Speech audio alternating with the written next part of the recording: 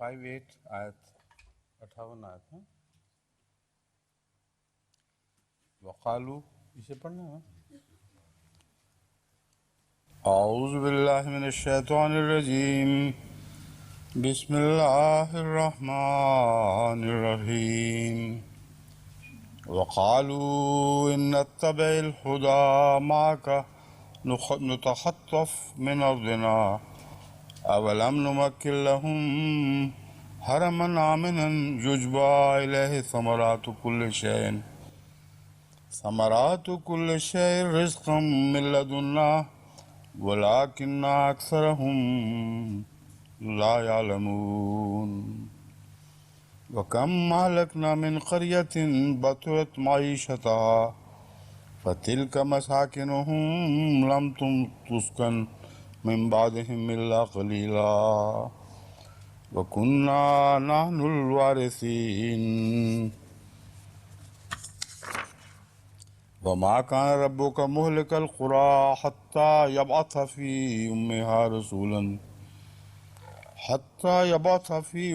رسولا يتلو عليهم آياتنا وما كنا مهلك القرى إلا وأهلها ظالمون. وما أوتيتم من شيء فمتاع الحياة الدنيا وزينتها وما عند الله خير وأبقى افلا تعقلون.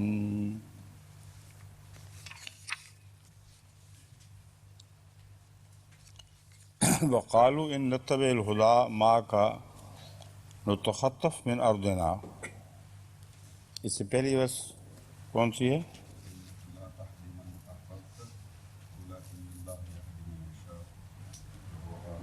ٹھیک ہے. انہوں نے کہا کہ اگر ہم نتبع الہدی معک اگر ہم تیرے ساتھ تیری ہدایت کی پیروی کریں، یعنی جو ہدایت تو لایا ہے اس کی پیروی کریں، نتخطف من ارضنا ہم زمین سے اکھاڑ دیے جائیں گے. جس کا ایک معنی تو یہ ہے کہ ہم ملک بدر کر دیے جائیں گے، یا دوسرے ہم اپنی سوسائٹی سے نوچ کر الگ پھینک دیے جائیں گے، اور جو مقام ہم نے اپنا اس ملک میں حاصل کیا ہے اس مقام سے ہمیں دور کر دیا جائے گا. یعنی ہمارے مناصب، ہمارے رسوخ جتنے ہیں وہ سب ہم سے چھین لیے جائیں گے. اولم نمکن لہم حرما آمنا یجبی الیہ ثمرات کل شیء رزقا من لدنا ولکن اکثرہم لا یعلمون. کیا ہم نے ان کے لیے اس حرم کو امن کی جگہ نہیں بنایا؟ یجبی الیہ ثمرات کل شیء، اس کی طرف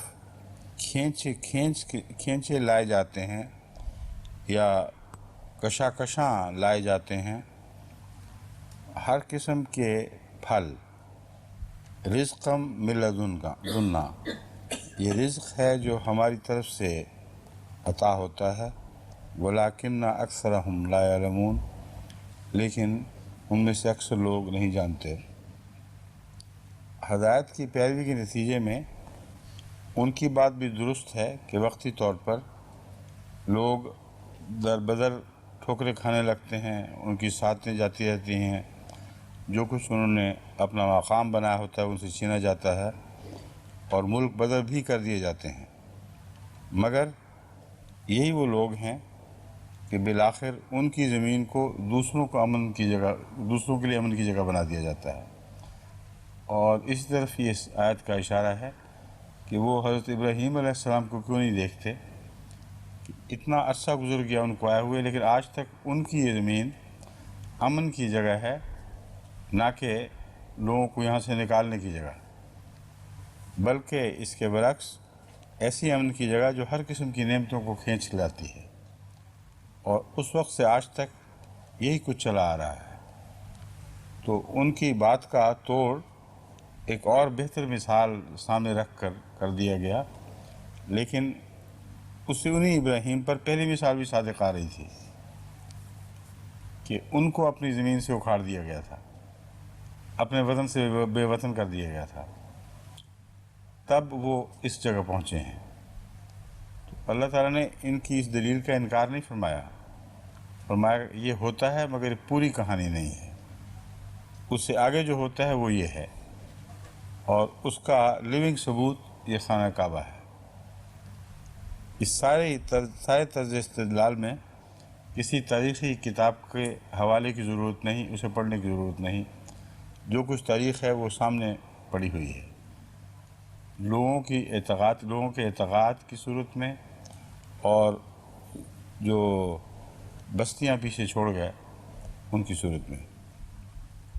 لیکن وہ لوگ جو اکھاڑنے والے تھے، جو بستیوں سے نکال پھینکا کرتے تھے، ان کا کیا بنا؟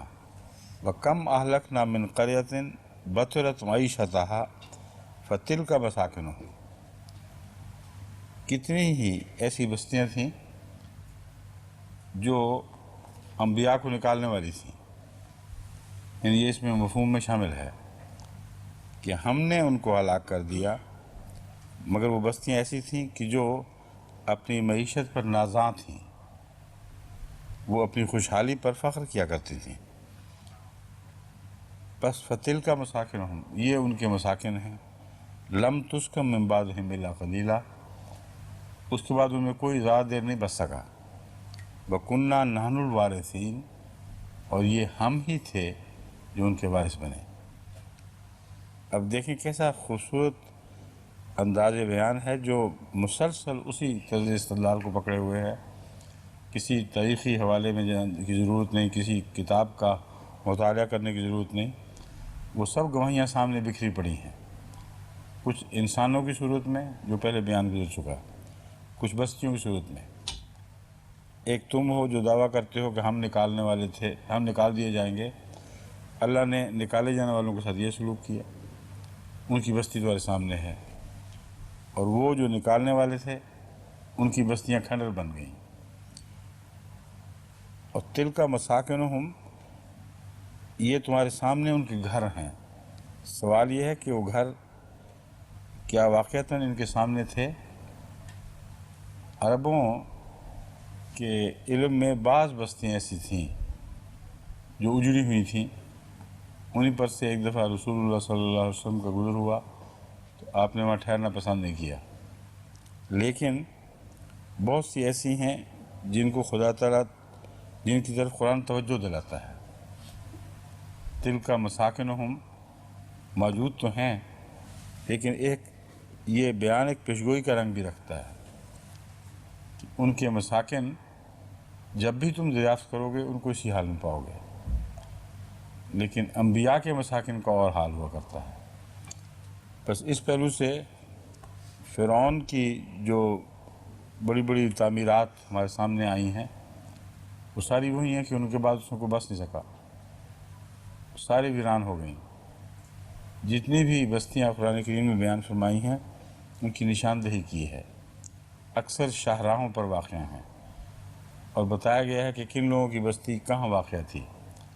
تو اس میں بہت سی ایکسکیویشن ہونے والی ہے، یعنی زمین کی کھدائی کے نتیجے میں آثار قدیمہ کے ماہرین کا کام ہے کہ وہ مزید بستیوں کو دریافت کریں، مگر امید ہے کہ احمدی آثار قدیمہ کے ماہرین بھی اس میں شامل ہونے لگیں گے۔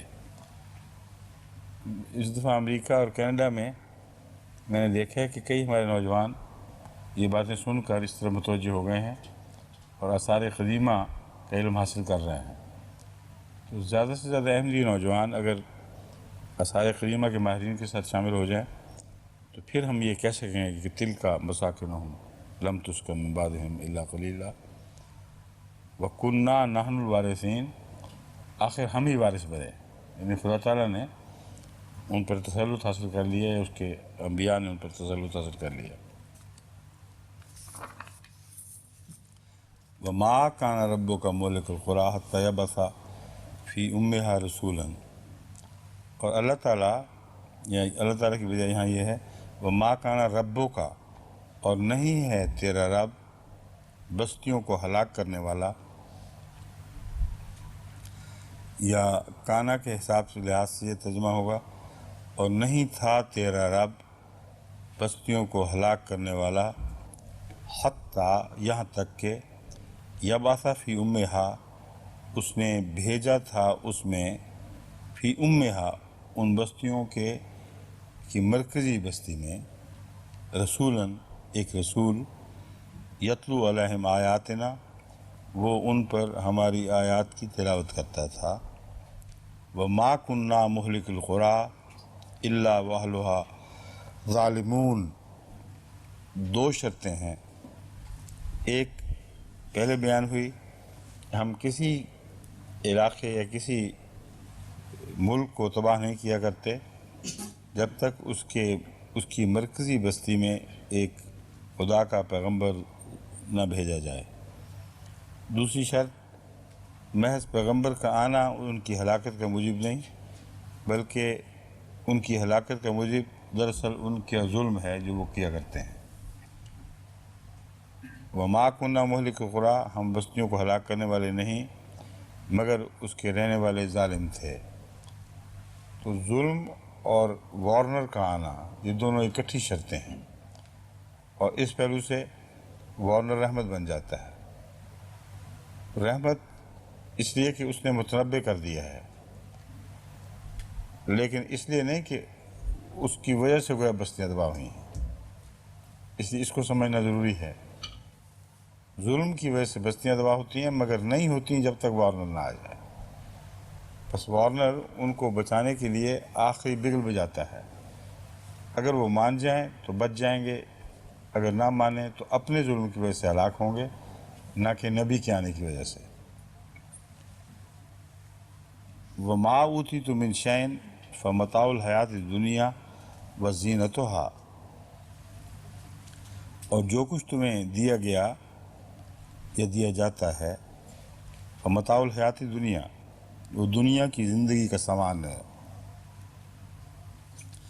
متاع یہاں عارضی فائدے کے معنوں میں ہے، بس وہ جو تمہیں دیا جاتا ہے وہ دنیا کی زندگی کا ایک عارضی فائدہ ہے، وزینتھا، اور وہ دنیا کی زندگی کی زینت ہے، وما عند اللہ خیر وابقیٰ، اور جو اللہ کے پاس ہے وہ بہتر ہے اور باقی رہنے والا ہے۔ افلا تعقلون، کیا تم عقل نہیں کرتے؟ یہ ایک اصولی عمومی فیصلہ ہے کہ دنیا کی زندگی اور دنیا کی زندگی کے سامان یہ عارضی ہیں، لیکن گزشتہ آیات میں جو مثالیں دے دی گئی ہیں ان سے یہ بات اور بھی کھل گئی ہے، اور دونوں باتیں کھل گئی ہیں۔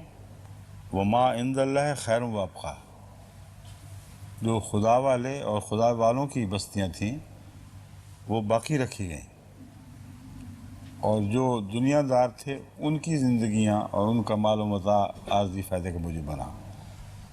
تو اس طرح پہلے مضمون کے ساتھ اس آیت کو جو کنکلوڈ کر رہی ہے، نتیجہ نکال رہی ہے، ایک براہ راست تعلق ہے۔ افما وعدنا ہو وعدن حسن، یہ تلاوت والی باقی ہے، ہو چکی ہے، سوری، ٹھیک ہے۔ افمن وعدنا ہو وعدن حسنا، بس وہ جس سے ہم نے ایک اچھا دلکش وعدہ کیا ہو، فہو لاقی ہے، اور وہ اس وعدے کو حاصل کرنے والا ہو، یعنی اس نے اس وعدے کو پا لینا ہے بہرحال۔ کمم متعنا ہو متاع الحیات دنیا، ایسے شخص کی طرح ہو سکتا ہے کہ جسے ہم نے حیات دنیا کا عارضی فائدہ دیا ہو، ثم ہوا یوم القیامت من المحضرین، اور پھر قیامت کے دن وہ حاضر کیے جانے والوں میں سے ہو جائے۔ حاضر کیے جانے والے تو سائر ہی ہوں گے، لیکن من المحضرین میں یہ مفہوم ہے جیسے سمن دے کے بلایا گیا ہو، مختلف قسم کی حاضری ہوتی ہے۔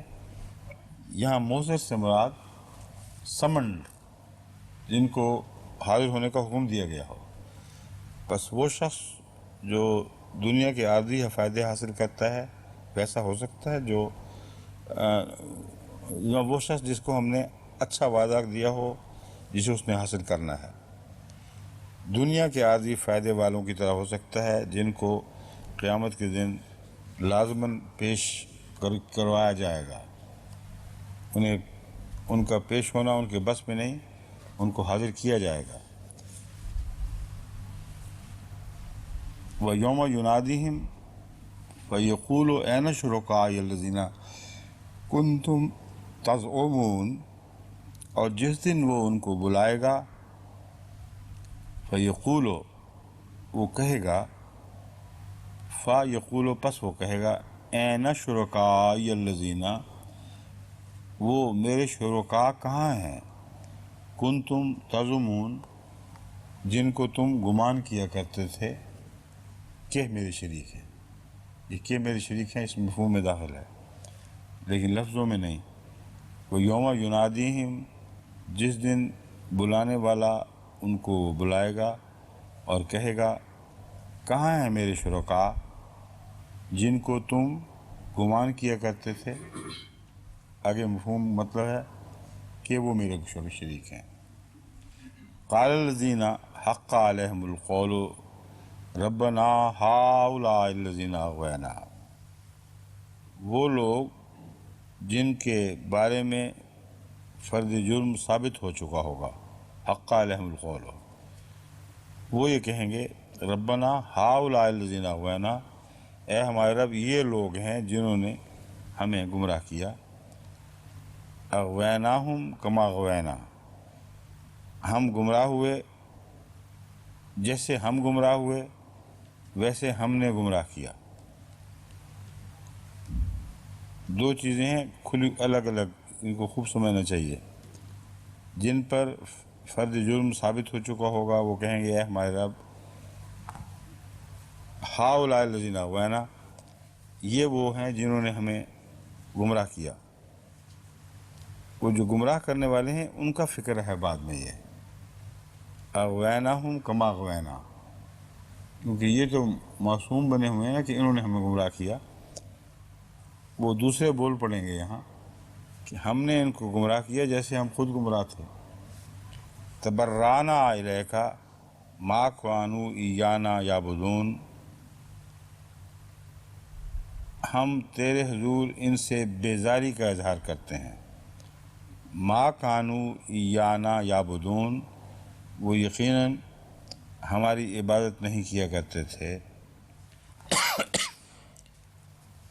یہاں وہ شریک جن کو فرضی قرار دیا گیا ہے ان کے حاضر ہونے کا ذکر نہیں چل رہا، وہ ایک الگ قسم ہے. کچھ لوگ ایسے ہیں جو فرضی معبود بنائے جاتے ہیں جن کا وجود ہی کوئی نہیں، وہ تو قیامت کے دن بولیں گے نہیں. لیکن وہ جو بندے ہوں اور ان کو عزتیں دے دے کر خدا کا شریک ٹھہرا کر ان سے مرادیں مانگی جائیں اور وہ مر جائیں تو تب بھی ان سے مرادیں مانگی جائیں، یہ وہ لوگ ہیں جو یہاں مراد ہیں. مگر ان کی بھی دو قسمیں ہیں.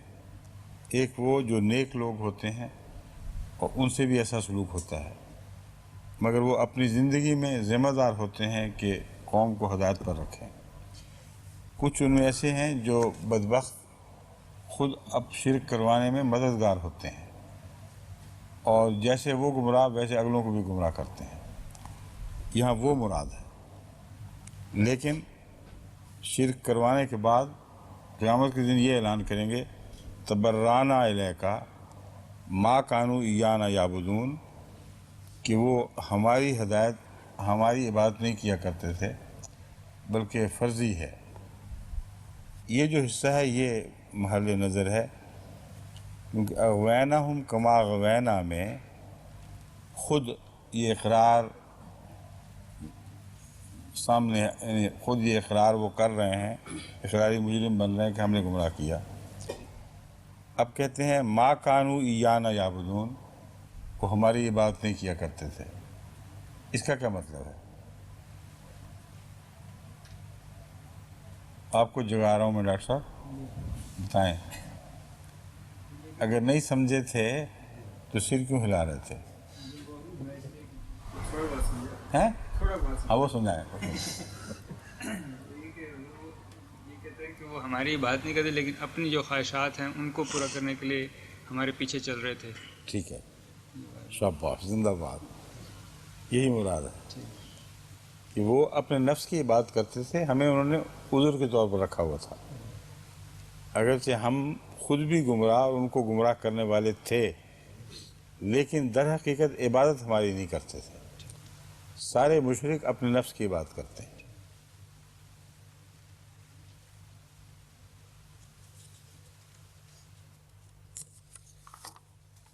وَقِيلَ ادْعُوا شُرَكَاءَكُمْ فَدَعَوْهُمْ وَلَمْ يَسْتَجِيبُوا لَهُمْ وَرَأَوُا الْعَذَابَ لَوْ أَنَّهُمْ كَانُوا يَهْتَدُونَ۔ یہاں وہ دوسرے شرکاء اب شروع ہو گئے ہیں جو فرضی ہوتے ہیں۔ کچھ تو موجود لوگ تھے جو گمراہ کرنے کے موجب بنتے ہیں، ان کا ذکر گزر گیا۔ اب کہا جائے گا کہ ان شرکاء کو بلاؤ جن کے فرضی عبادت کرتے تھے، فَلْيَمْ يَسْتَجِيبُوا لَهُمْ، وہ ان کو جواب ہی نہیں دیں گے، کوئی ہوں گے تو جواب دیں گے نا، وہ ہوں گے ہی نہیں، وہ جواب نہیں دیں گے۔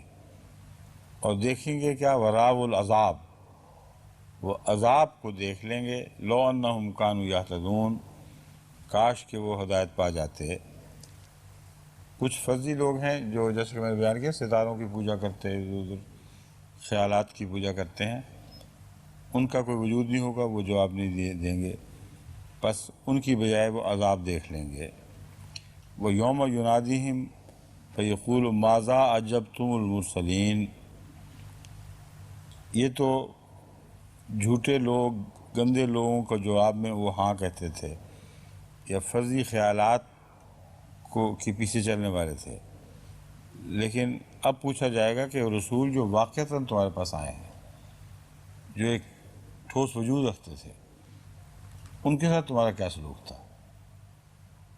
ان توہمات کی پیروی میں تو تم آگے بڑھ بڑھ کے ہاں کہتے تھے، لیکن جو حقیقی طور پر خدا کے نمائندہ تھے، ان سے تمہارا کیا سلوک تھا؟ یوم ینادیہم، جس دن وہ ان کو بلائے گا، فیقول، وہ یہ کہے گا ماذا اجبتم المرسلین، تم نے مرسلین کو کیا جواب دیا تھا؟ عمیت علیہم الانباء یومئذ ہم لا یتساءلون، اس دن وہ کچھ بھید نہ پائیں گے۔ عمیت علیہم الانباء، خبریں ان پر اندھی ہو جائیں گی، اس کا وہ کوئی جواب نہیں دے سکیں گے۔ فہم لا یتساءلون، اور ایسی بات ہے جس میں ان کے پاس جواب ہے ہی کوئی نہیں، اس لیے وہ ایک دوسرے سے بھی نہیں پوچھیں گے کہ ہم کیوں انکار کیا کرتے تھے۔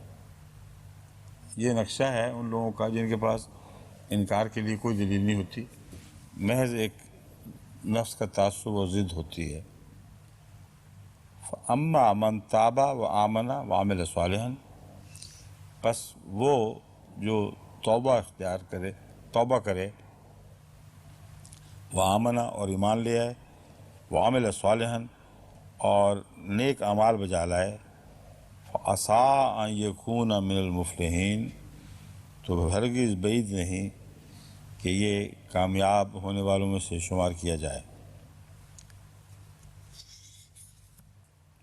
شمار کیا جائے کہ لفظ نہیں ہے، مگر یکون من المفلحین، کامیاب ہونے والوں میں سے ہو جائے، تو مراد یہی ہے کہ وہ خود جو کامیاب ہونے والوں میں سے ہو جائے، وہ دراصل اللہ کے فضل سے شامل ہوتا ہے، اس لیے میں نے اس کا ترجمہ کہ شمار کیا جائے کر دیا ہے، ورنہ لفظی طور پر شمار کا لفظ نہیں ہے۔ عسیٰ ان یکون من المفلحین، بعید نہیں کہ وہ کامیاب لوگوں میں سے ہو جائے۔ وَرَبُّکَ یخلق ما یشاء ویختار، اور تیرا رب تخلیق کرتا ہے جو چاہتا ہے، ویختار، اور چنتا ہے جو چاہتا ہے۔ ما کان لہم الخیارہ، ان کے پاس اختیار کوئی نہیں۔ سبحان اللہ وتعالی عما یشرکون، پاک ہے اللہ اور بہت بلند ہے اس سے جو وہ شرک کرتے ہیں۔ یہاں بتائیں ڈاکٹر صاحب، اس کا جو ٹھوس معنی، سائنسی معنی اس آیت کا نکلتا ہے وہ کیا ہے؟ وَرَبُّکَ یخلق ما یشاء ویختار، ما کان لہم الخیارہ، تم بتاؤ ہیں؟ کیا؟ ہاں وہ کیا ہے اس میں؟ اختیار سے مراد نیچرل سلیکشن لفظ ہے. آج کل جو ایوولوشنسٹ بلائنڈ ایوولوشن کے حق میں لکھتے ہیں وہ 3 اصولوں میں سے یہ اصول ہے جس کو رہنما مانتے ہیں.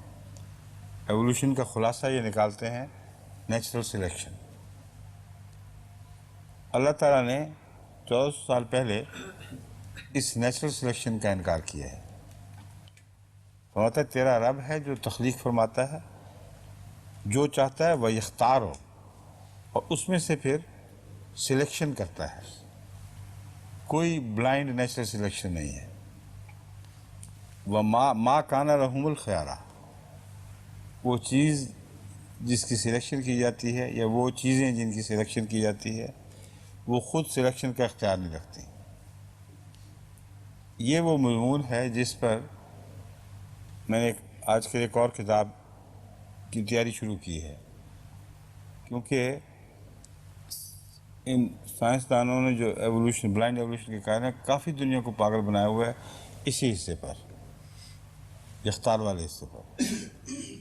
ہر چیز کا جواب نیچرل سلیکشن. نیچرل سلیکشن کی نہ آنکھیں، نہ کان، نہ فیصلے کی طاقت، نہ دماغ. وہ ایک اندھا قانون ہے جو غلط چیز کو بھی چن سکتا ہے، اچھی چیز کو بھی چن سکتا ہے، لیکن اختیار کا فیصلہ اختیار کرنے والے کو ہے ہی نہیں. نیچرل سلیکشن جس کو کہتے ہیں اس کو فیصلے کا کانشیس اختیار نہیں ہے. جو کچھ ہو جائے وہی اس کا فیصلہ سمجھا جائے گا. تو اللہ تعالیٰ فرما رہا ہے کہ جس کو اختیار کا فیصلہ ہی کوئی نہیں وہ کیسے سلیکشن کر سکتا ہے. اختیار کے فیصلے کے لیے کوئی صاحب فیصلہ مختار وجود ہونا چاہیے جو فیصلہ کرے کہ یہ رکھنا ہے یہ نہیں رکھنا. اور یہ خلاصہ ہے ایوولوشن کا کہ ایوولوشن ضرور ہوئی ہے لیکن گائیڈڈ ایوولوشن ہے. اس میں اختیار اوپر سے خدا استعمال کرتا تھا اور ایوولوشن تمہیں دکھائی دے رہی تھی. خدا کو بیچ میں سے نکال دو تو ایوولوشن ختم ہو جائے گی. تو ایوولوشن خدا کے خلاف نہیں بلکہ خدا کے طرز عمل کا ایک اظہار ہے. اس سے زیادہ اس کی کوئی حقیقت نہیں ہے. وَرَبُّكَ يَعْلَمُ مَا تُكِنُّ صُدُورُهُمْ وَمَا يُعْلِنُونَ، اور تیرا رب جانتا ہے ما تُكِنُّ صُدُورُهُمْ، جو ان کے سینے چھپاتے ہیں، وَمَا يُعْلِنُونَ، اور جو وہ ظاہر کرتے ہیں. یہ بھی ایک بہت ہی دلچسپ اور گہرا تبصرہ ہے ان بلائنڈ ایوولوشنسٹ پر. یعنی ان پر بھی تبصرہ ہے. دوسرے معنی تو ہیں ہی اس کے جو عام روزمرہ سمجھ میں آنے والے معنی ہیں. وہ اس لیے کہ یہ سب لوگ جو بلائنڈ ایوولوشن کے لیڈر ہیں اس کی تائید میں مضامین کتابیں لکھتے ہیں، ان سارے حصوں سے آنکھیں بند کر لیتے ہیں جو ان کے خلاف جاتے ہیں، اور کچھ کو ظاہر کرتے ہیں اور کچھ کو چھپاتے ہیں. جس طرح مذہبی متعصب یہودی علماء مثلا اس زمانے کے تھے جس کا قرآن کریم ذکر فرماتا ہے، وہ بعض آیتوں پر ہاتھ رکھ لیتے تھے، بعض کو ظاہر کر دیتے تھے. تو ضروری نہیں کہ جو ظاہر کریں وہ جھوٹا ہو، وہ پارشل ہو سکتا ہے، اور بہت سا جو وہ چھپاتے ہیں وہ ان کے خلاف جاتا ہے. اس زمین میں مجھے حال ہی میں امریکہ میں یہ تجربہ ہوا.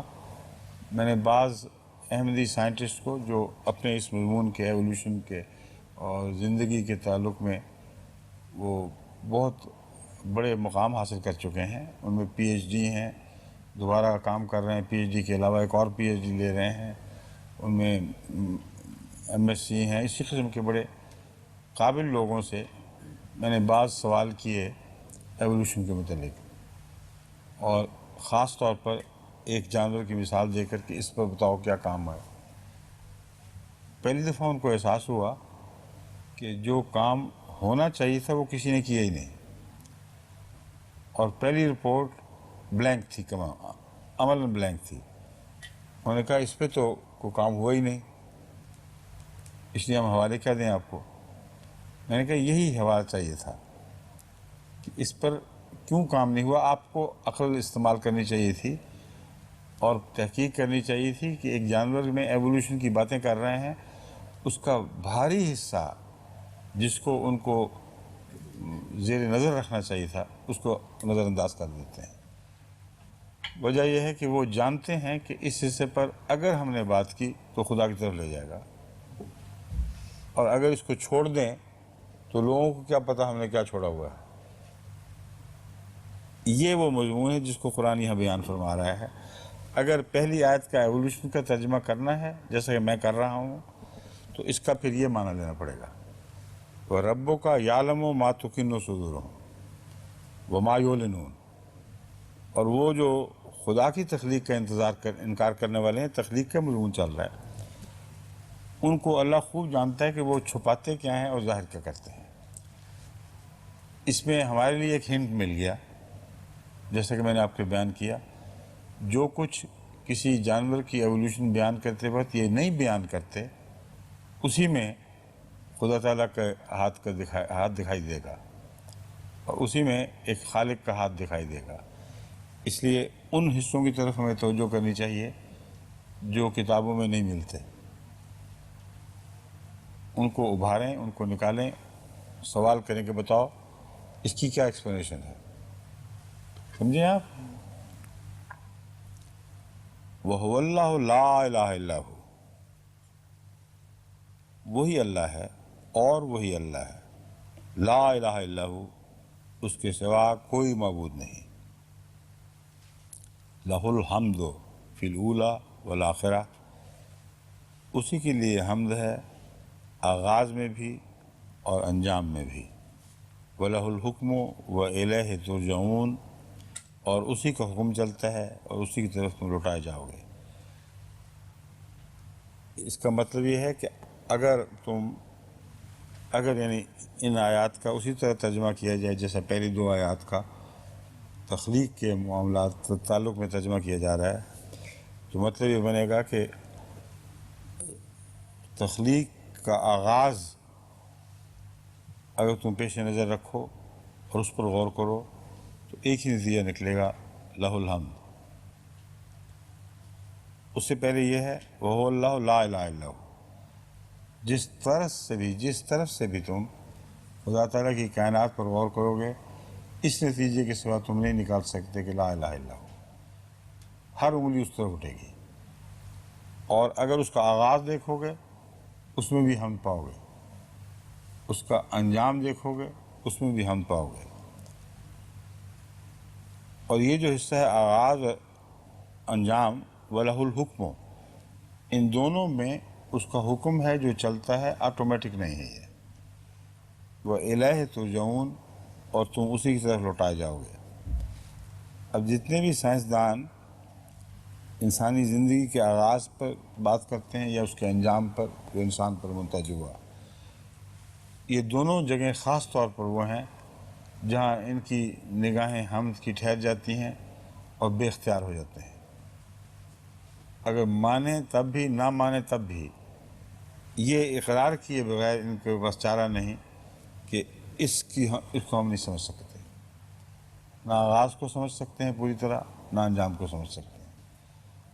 اور حمد کے دو پوائنٹس خدا تعالیٰ نے جو بیان فرمائے بین یہی سائنس کی دنیا میں ملتے ہیں. جو ابتدائی اینٹیں زندگی کی اینٹیں کہلاتی ہیں، جن سے ساری زندگی کی تعمیر ہوئی ہے، اس بنیادی تعمیر کے مٹیریل یعنی اس مادے کو جس سے تعمیر کی جاتی ہے، سائنسدان آج تک نہ پوری طرح سمجھ سکے ہیں نہ اس کی ایکسپلینیشن دے سکتے ہیں. بلکہ جتنا زیادہ ایکسپلینیشن دیتے ہیں اتنا پھنستے چلے جاتے ہیں. یہاں تک کہ ایکسپلینیشن کے بعد دوسری ایکسپلینیشن، تیسری، چوتھی، وہاں جا کر آخر کھڑے ہونا پڑتا ہے ان کو. کہتے ہیں ہمارے پاس کوئی اس کا جواب نہیں، سر دست ہم نہیں دے سکتے.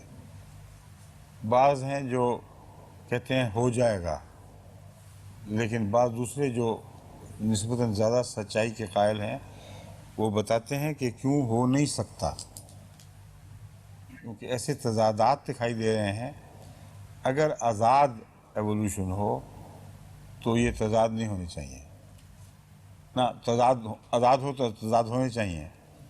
اگر کوئی ہاتھ ڈائریکٹ کر رہا ہو تو تضاد نہیں ہوں گے. اور ہمیں تضادات نظر آتے ہیں آزاد کی صورت میں. جب ہم یہ دیکھتے ہیں کہ آزاد ایوولوشن ہے تو ایسے تضادات دکھائی دیتے ہیں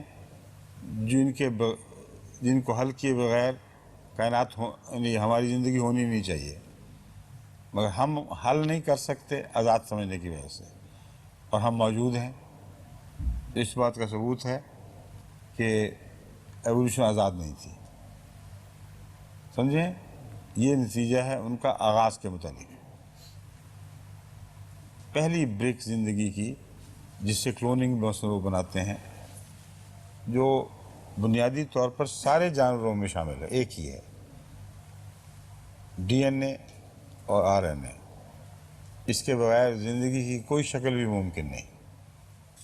ادنیٰ سے ادنیٰ زندگی میں بھی پائی جائیں گی، اعلیٰ سے اعلیٰ زندگی میں پائی جائیں گی. ان کے اندر کی ارینجمنٹ اور آپس کے تعلقات اس میں فرق پڑ جاتا ہے، لیکن بنیادی طور پر وہی ہے. اس کو کہتے ہیں برکس آف لائف. ہر عمارت کی شکل مختلف ہوگی مگر برکس بالعموم ایک جیسی ہوتی ہیں. یہ فرق ہوگا تو تھوڑا ہوگا. تو یہ مراد ہے اللہ تعالیٰ کی کہ تم پہلی برک پر جب غور کرتے ہو تو وہاں تمہیں حمد کے سوا کچھ دکھائی نہیں دے گا، اور وہ اتنی بیفلنگ ہوگی کہ ایک خدا کی طرف لے کے جائے گی تمہیں. اگر تم اس طرف نہیں جاؤ گے تو پھر تضادات کا شکار ہو جاؤ گے. تسلیم کرنا پڑے گا کہ تضادات ہیں، گویا کہ مختلف خداؤں نے مختلف چیزیں پیدا کیں اور تمہیں دکھائی دے رہا ہے کہ مختلف خدا نہیں ہیں. یہ مضمون بہرحال بڑا تفصیلی ہے، خلاصہ اس کا میں نے آپ کے سامنے رکھ دیا ہے. یہی حال انسان کی انیٹمی، اس کی فزیولوجی، اس کے دیگر حالات پر غور کرنے سے اٹھتا ہے، یہاں تک کہ صرف ایک لفظ، اس کو خون کہتے ہیں، خون کی کوئی ایکسپلینیشن آٹومیٹک ایوولوشن کی آپ نہیں دے سکتے. دے سکتے ہیں آپ؟ ہیں؟ جتنا مرضی زور لگائیں، خون کا ایک خلیہ یا خلیہ کیسے بنا اور ایوالو کیسے ہوا ہے، اس کی کوئی ایکسپلینیشن دے سکتے. اور آگے جو امیون سسٹم اور دوسری چیزیں وہ تو بے شمار ہیں، اس کا تو کوئی حساب ہی نہیں رہتا. قل ارأیتم ان جعل اللہ علیکم اللیل سرمدا الی یوم القیامت من الہ غیر اللہ یاتیکم بالدعاء افلا تسمعون. تو کہہ دے، مجھے بتاؤ تو صحیح کہ اگر خدا تعالیٰ اللہ تم پر رات کو دائمی کر دیتا، ہمیشہ کے لیے ٹھہرا دیتا، الی یوم القیامت، قیامت کے دن تک، من الہ غیر اللہ یاتیکم بالدعاء، اللہ کے سوا کون ہے جو تمہارے لیے روشنی کھینچ لاتا. افلا تسمعون، بس تم کیا سنتے نہیں؟ اس میں کیا بات نوٹ کی آپ نے اس آیت میں؟ یہ کہ روشنی جو ہے سورج، اس کی بہت سی ہماری جو زندگی کے عمل ہیں ان کے لیے بہت ضروری ہے. ٹھیک. اگر رات ہی رہتی تو بہت سے اعمال جو تھے، کلوروفل وغیرہ یا دوسری تیسری چیزیں، وہ نہیں ہو سکتی تھی. دوسری طرف نکل کے کر لیتے ہیں. وہ یا دن بھی رہتا ہر وقت اور رات نہ رہتی. ایک طرف رات رہتی جی. تو وہ جو آپ اعمال کہہ رہے ہیں وہ رات والے حصہ چھوڑ کے دن والے حصے میں نکل آتے. ہوگ جی. پھر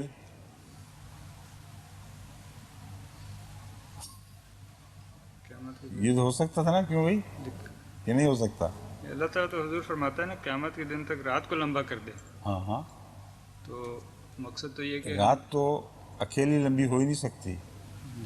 اگر رات کسی حصے پر ہمیشہ کے لیے چھا جائے جی تو اسی کرے کے دوسری طرف جی لازماً مستقل دن ہونا چاہیے. اس کا اپوزٹ نمبر بھی سوچیں نا. اللہ تعالیٰ یہ فرماتا ہے ان جعل اللہ علیکم اللیل سرمدا الی یوم القیامت من الہ غیر اللہ یاتیکم بالدعاء، تمہارے لیے کوئی روشنی کی کرن لے کے آئے، کوئی خدا کے سوا کوئی معبود ہو سکتا ہے جو ایسی صورت میں اس رات کو دن بنا سکے، یا بے دعا کسی قسم کی روشنی کی تمہارے لیے لے آئے؟ یہ اس لیے ممکن نہیں کہ اگر ایک طرف رات ہو، اول تو محض پوری رات میں ہمیشہ کے لیے اندھیرا ہی اندھیرا ہو، اس میں زندگی کا آغاز ہونا ہی ممکن نہیں۔ نمبر دو، رات کے کچھ تقاضے ہیں، رات ٹھنڈا کرتی ہے، وہ کرۂ ارض جو اس میں ہمیشہ کی رات ہو وہ مستقل جم جائے گا، وہ کرۂ ارض جس پہ مسلسل دھوپ ہے وہ خشک ہو جائے گا، اور وہ جو ہواؤں کا اور پانیوں کا اٹھنا اور برسنا ہے وہ سلسلہ ختم ہو جائے گا، اور اتنا تپ سکتا ہے وہ کہ اس پر روٹیاں کیا اور بھی چیزیں پک سکتی ہیں، بلکہ لوہے پگھلائے جا سکتے ہیں۔ تو یہ زمین کی شکل بن جاتی ہے۔ میں یہ بتانا چاہتا ہوں کہ ضیاء سے مراد صرف روشنی نہیں، بے ضیاءن ہے، کسی قسم کی کوئی روشنی، امید کی کوئی کرن بھی تمہارے لیے کوئی نہیں لا سکتا۔ جب تم دیکھ نہیں سکتے تو صرف سن ہی سکتے ہو نا، تو میں افلا تسمعون، بس تم ہماری بات سن رہے ہو کہ نہیں سن رہے؟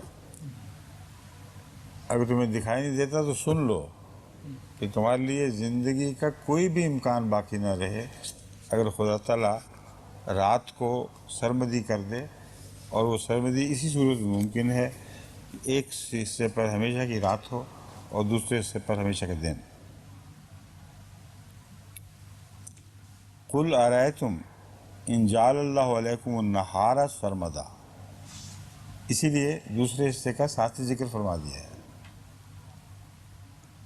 میں نے جو استنباط کیا تھا رات سے وہ درست استنباط ہے، اس کا ثبوت یہ ہے کہ آگے دیکھ لیں، دن کا بھی ساتھ ذکر فرما دیا ہے۔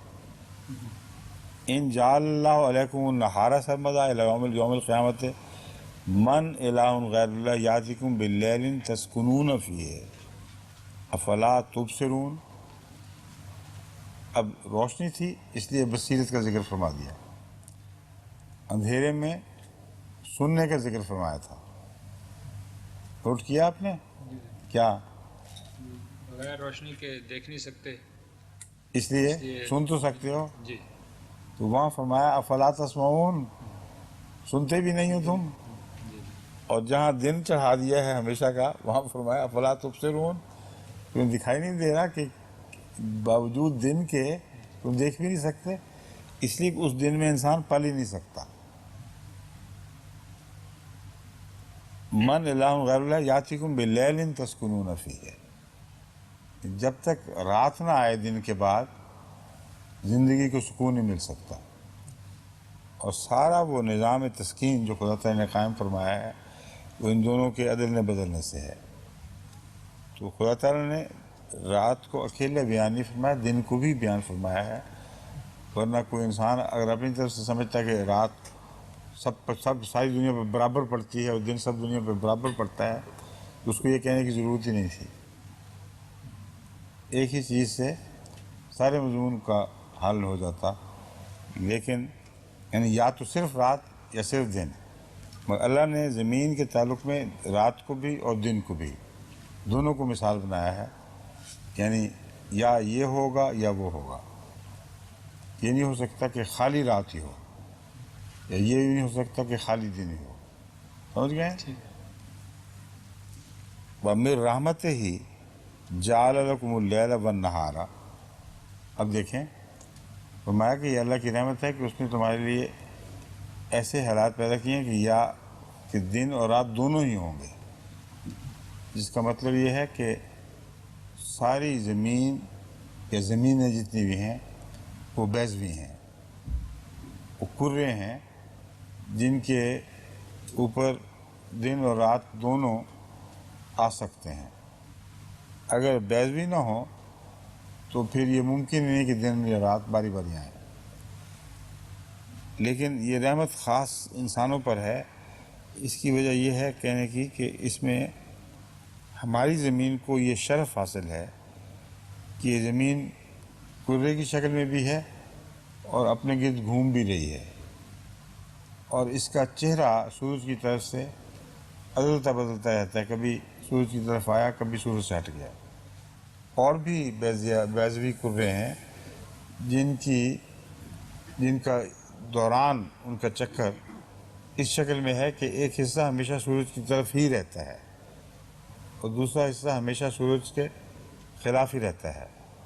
وہاں واقعتاً ایک حصہ دن ایک حصہ رات کا دکھائی دیتا ہے، مگر زندگی نہیں، ناممکن ہے۔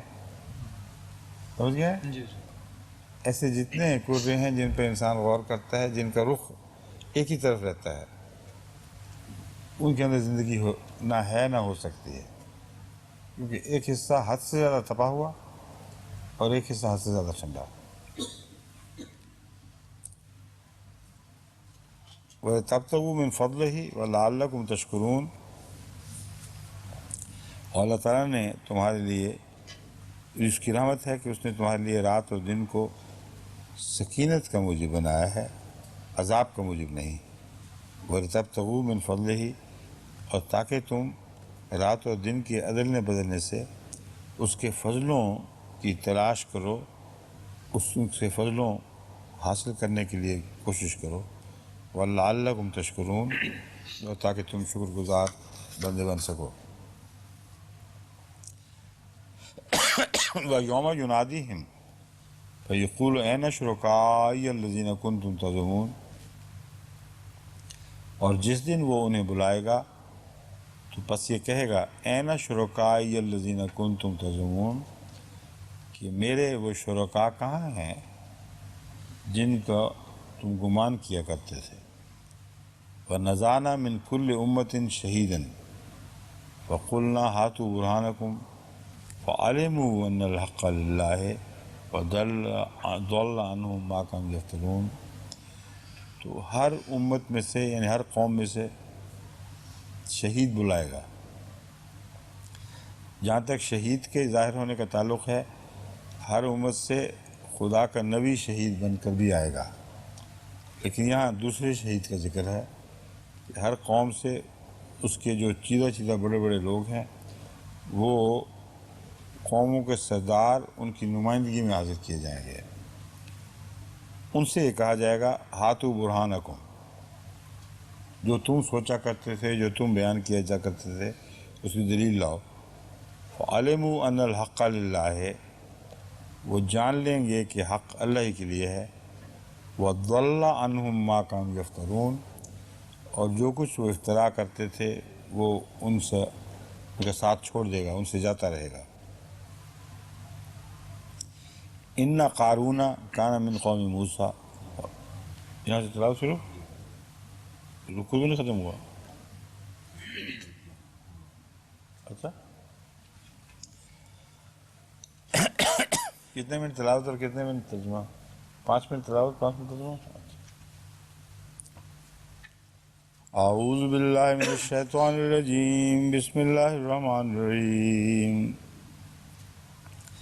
ان قارون کان من قوم موسیٰ فبغى علیہم وآتیناہ من الکنوز ما ان مفاتحہ لتنوء بالعصبة أولي القوة إذ قال له قومه لا تفرح إن الله لا يحب الفرحين وابتغ فيما آتاك الله الدار الآخرة ولا تنس نصيبك من الدنيا وأحسن كما أحسن الله إليك ولا تبغ الفساد في الأرض إن الله لا يحب المفسدين قال إنما أوتيته على علم عندي أولم يعلم أن الله قد أهلك من قبله من القرون من هو أشد منه قوة وأكثر جمعا ولا يسأل عن ذنوبهم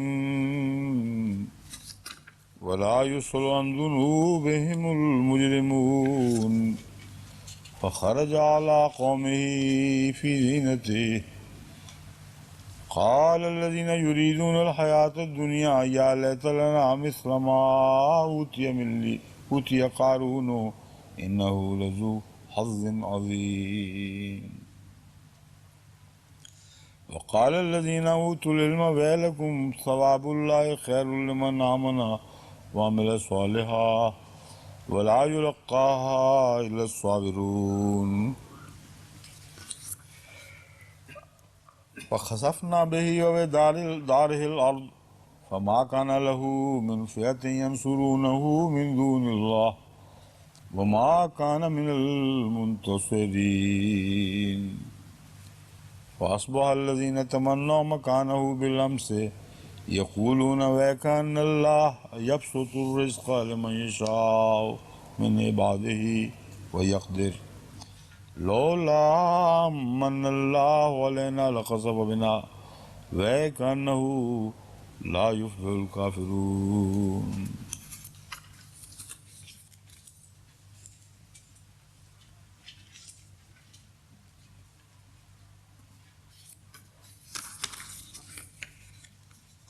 ان قارون سے پڑھنا ہے؟ یقیناً قارون موسیٰ کی قوم میں سے تھا. فبغى علیہم، اس نے اپنی قوم سے غداری کی اور ان کے خلاف اٹھ کھڑا ہوا. وآتیناہ من الکنوز، اور ہم نے اسے خزانے عطا کیے. ما ان مفاتحہ لتنوء بالعصبۃ اولی القوہ، کہ ان کی چابیاں ہی اتنی بھاری تھیں کہ وہ جوانوں کی ایک مضبوط جماعت کو بھی تھکا دیتی اگر وہ ان کو اٹھاتے. اذ قال لہ قومہ، جب اس کی قوم نے اس سے کہا لا تفرح ان اللہ لا يحب الفرحین، تو فخر سے کام نہ لے یا اترا کے نہ چل، یقیناً اللہ تعالیٰ اترانے والوں کو پسند نہیں فرماتا. وابتغ فیما آتاک اللہ الدار الآخرۃ، اور جو کچھ اللہ تعالیٰ نے تجھے عطا کیا ہے اس کے ذریعے آخرت کا گھر بنا. وقت بنا کے مطلب وابتغ سے مطلب چاہ، یعنی اس کے لیے کوشش کر. وابتغ فیما آتاک اللہ، جو تجھ خدا نے تجھے دیا ہے، ابتغ اس کے ذریعے کوشش کر دار الآخرہ کے لیے، آخرت کے گھر کے لیے. ولا تنسا نصیبک من الدنیا، اور ہاں اپنی دنیا میں سے اپنا حصہ بے شک نہ بھول، وہ بھی استعمال کر. وَأَحْسِنْ كَمَا أَحْسَنَ اللَّهُ إِلَيْكَ، اور حسن معاملت کر جیسے خدا تعالیٰ نے تجھ سے اچھا سلوک فرمایا ہے. وَلَا تَبْغِ الْفَسَادَ فِي الْأَرْضِ، اور زمین میں فساد نہ پھیلا. ان اللہ لا يحب المفسدین، یقین اللہ تعالیٰ مفسدوں کو پسند نہیں فرماتا. قال انما اوتیتہ علی علم عندی، اس نے کہا جو کچھ مجھے دیا گیا ہے وہ تو محض اس علم کی بنا پر ہے جو میرے پاس ہے. یعنی اسے کسی فن کی مہارت تھی، کسی خاص معاملے میں غیر معمولی طور پر ہوشیار تھا. اس نے کہا یہ تو میری اپنی علمی برتری کی وجہ سے ہوا ہے. اولم یعلم ان اللہ قد اہلک من قبلہ من القرون ومن هو اشد من قوۃ واکثر جمعا. اولم یعلم، کیا وہ یہ نہیں جانتا، ان اللہ قد اہلک من قبلہ من القرون، کہ اللہ نے اس سے پہلے بہت سی بستیوں کو ہلاک کر دیا. من ہوا اشد من قوۃ واکثر جمعا، جو قارون سے بڑھ کر مضبوط تھے اور اپنی جمعیت کے لحاظ سے بھی بہت طاقتور تھے. ولا یسأل عن ذنوبہم المجرمون، اور مجرموں سے ان کے جرائم کے متعلق پوچھا بھی نہیں جائے گا، یعنی ان کے جرائم ظاہر و باہر ہوں گے. فخرج علی قومہ فی زینتہ، بس وہ اپنی قوم پر ظاہر ہوا اپنے شاہانہ لباس میں، فی زینتہ ہی، جو کچھ سج دھج کی چیزیں اس کے پاس تھیں انہیں پہن کر وہ قوم میں ظاہر ہوا۔ قال الذین یریدون الحیات الدنیا، وہ لوگ جو دنیا کی زندگی کو پسند کرتے تھے وہ کہنے لگے یا لیت لنا مثل ما اوتی قارون، اے کاش ہمارے پاس بھی وہ کچھ ہوتا جو قارون کو دیا گیا ہے، انہ لذو حظ علیم، یہ تو بہت بڑے نصیبے کا آدمی ہے۔ وقال الذین اوتوا العلم، اور وہ لوگ جو صاحب علم تھے جن کو علم دیا گیا تھا انہوں نے کہا ویلکم ثواب اللہ خیر لمن آمن وعمل صالحا، تمہیں ہلاکت ہو تم پر، تم کیسی باتیں کرتے ہو۔ یعنی یہ ایک ہی معنی کے ایک ہی لفظ کے دو تین طرز میں معنی کیے جا سکتے ہیں۔ ویلکم، تمہیں ہو کیا گیا ہے، تم پاگل تو نہیں ہو گئے، کیسی باتیں کر رہے ہو، ہلاکت ہو تم پر۔ یہ سارے مضمون ویلکم کے تابع بیان ہوتے ہیں۔ ثواب اللہ خیر لمن آمن وعمل صالحا، اللہ کا ثواب جو ہے اس شخص کے لیے جو امن پسند ہو، وہ عمل صالحا، اور نیک اعمال بجا لانے والا ہو، وہ اس کے لیے بہتر ہے۔ ولا یلقاها الا الصابرون، اور اس بات کو سوائے صبر کرنے والوں کے کوئی پا نہیں سکتا۔ فخسفنا بہ وبدارہ الارض، بس ہم نے اس کو اس کے گھر کو زمین میں دھسا دیا۔ فما کان لہ من فئۃ ینصرونہ، تو کوئی جماعت بھی ایسی نہیں تھی جو اس کی مددگار بنتی، من دون اللہ، اللہ کے سوا۔ وما کان من المنتصرین، اور وہ ایسا تھا کہ وہ بدلہ بھی نہیں لے سکتا تھا، یعنی اس کا بدلہ نہیں لیا جانا تھا، ان لوگوں میں سے نہ ہوا جن کا بدلہ لیا جاتا ہے، کیونکہ جو ایسے حادثات ہیں جو طبعی ہیں، جو قانون قدرت کے تابع چلتے ہیں، ان کا انسان کبھی کسی سے بدلہ نہیں لے سکتا۔ وَأَصْبَحَ الَّذِينَ تَمَنَّوْا مَكَانَهُ بِالْأَمْسِ يَقُولُونَ وَيْكَأَنَّ اللَّهَ يَبْسُطُ الرِّزْقَ لِمَن يَشَاءُ، بس وہ لوگ جو تمنا کرتے تھے اس کی جگہ لینے کی، الذین تمنوا مکانہ، اصبح، انہوں نے اس حالت میں صبح کی، بالامس سے، یعنی دوسرے دن وہ اس حالت میں اٹھے کہ یقولون ویکان اللہ ویکان اللہ یبسط الرزق لمن یشاء من عبادہ ویقدر، انہوں نے کہا کہ اللہ جس کا رزق چاہے پھیلا دیتا ہے، جس کا رزق چاہے تنگ کر دیتا ہے۔ لولا امن اللہ علینا لخسف بنا، اور اگر ہم پر خدا کا فضل نہ ہوتا تو لخسف بنا، ہمیں بھی ساتھ لے دھساتا یا لے ڈوبتا۔ وَيْكَأَنَّهُ لَا يُفْلِحُ الْكَافِرُونَ، ہائے افسوس کہ اللہ تعالیٰ کافروں کو کامیاب نہیں فرماتا۔ یہ لولا جو لفظ ہے اس میں ایک ان کی حسرت بھی ہے، یہ صرف خوشی کا اظہار نہیں کہ ہم بچ گئے، اس سارے مضمون میں ہی ان کی حسرت اور یہ خواہش ہے کہ ہمیں بھی کچھ ملتا، لیکن اس طرح نہ ملتا کہ ہم ہلاک ہو جاتے۔ وَيْكَأَنَّ اللَّهَ يَبْسُطُ الرِّزْقَ، وے کے لفظ میں ایک قسم کی ناپسندیدگی کا اظہار یا افسوس کا اظہار ہے کہ ہائے یہ کیا ہو گیا، رزق والے مارے گئے۔ اللہ جسے چاہے رزق دیتا ہے، جس کا چاہے چھین بھی لیتا ہے۔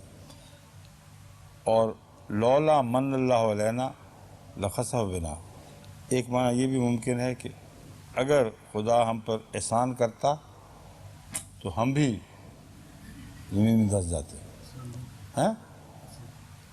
لخسف بنا، تو اللہ کا احسان کا سلوک ہمیں بھی لے ڈوبتا، مگر اس کو عمدن میں نے چھوڑا ہے، دوسرا معنی اختیار کیا ہے جو یہ ہے لولا امن اللہ علینا، اگر خدا ہم پر احسان نہ کرتا تو ضمیر فرعون قارون کی طرف جائے گی، قارون اپنے ساتھ ہمیں بھی غرق کرا دیتا۔ وَكَأَنَّهُ لَا يُفْلِحُ الْكَافِرُونَ، افسوس کہ کافر جو ہیں وہ کامیاب نہیں ہوا کرتے۔ ٹھیک ہے، ٹھیک ہے، وقت کے اوپر ہوگا۔